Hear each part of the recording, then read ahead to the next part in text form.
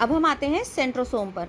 Centrosome की खोज की थी बोबरी ने, और सेंट्रोसोम को हिंदी में क्या कहते हैं? तारकाय। ये केंद्रक के पास धागेनुमा संरचना होती है। ओके, ये कोशिका विभाजन और पुनर्निर्माण का काम करती है। ठीक है, जो सेंट्रोसोम है, जो हमारे चोट लग जाती है या कहीं घाव हो जाता है तो जो उसको भरने का काम होता है, कोशिका विभाजन करती है, एक से दूसरी कोशिका बनाती है, तो ये सेंट्रोसोम का काम होता है। अच्छा, सबसे अधिक जो कोशिका विभाजन है वो लीवर में होता है, और ब्रेन यानी ब्रेन जो है हमारा न्यूरॉन से बना है, तो न्यूरॉन में कोशिका विभाजन नहीं होता, बट न्यूरॉन में 90% मतलब न्यूरॉन जो है वो 90% है, लेकिन 10% हमारे ब्रेन में गिलियल सेल पाया जाता है जिसमें कोशिका विभाजन होता है। जो हम कहते हैं ना कि अगर कोशिका विभाजन ब्रेन में नहीं होता तो कैंसर क्यों हो जाता है, वो कैंसर इसीलिए होता है, जो ब्रेन कैंसर होता है, क्योंकि 10% इसमें गिलियल सेल होता है। ओके, तो सेंट्रोसोम में 2 सेंट्रियोल्स पाए जाते हैं। वरना कुछ लोग पूछते हैं कि जो कैंसर होता है वो क्यों होता है? जब कोशिका विभाजन कहीं ज़्यादा होने लग जाता है तो वहाँ कैंसर बन जाता है, और ब्रेन में जब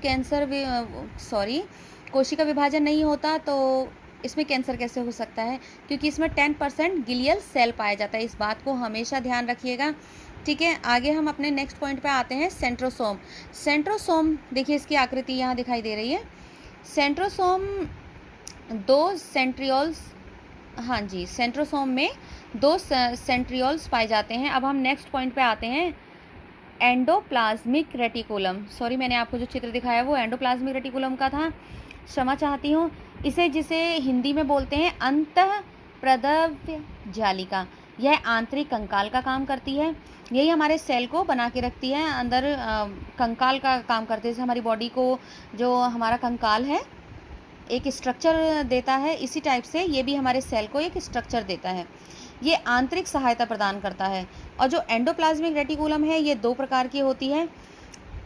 2 प्रकार की कैसे?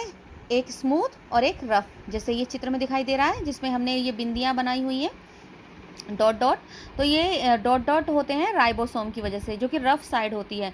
तो इसके राइबोसोम के जो खोजकर्ता थे वो थे पैलेडे। ठीक है, जो स्मूथ साइड है, स्मूथ एंडोप्लाज्मिक रेटिकुलम, वो वसा का निर्माण करता है। और जो रफ साइड है, तो रफ साइड में रफ होता क्यों है? क्योंकि उसमें राइबोसोम होता है, और राइबोसोम है वो प्रोटीन का निर्माण करता है, इसीलिए हम राइबोसोम को प्रोटीन की फैक्ट्री कहते हैं। कभी भी क्वेश्चन आ जाता है कि हमारी बॉडी में प्रोटीन की फैक्ट्री क्या है, वो है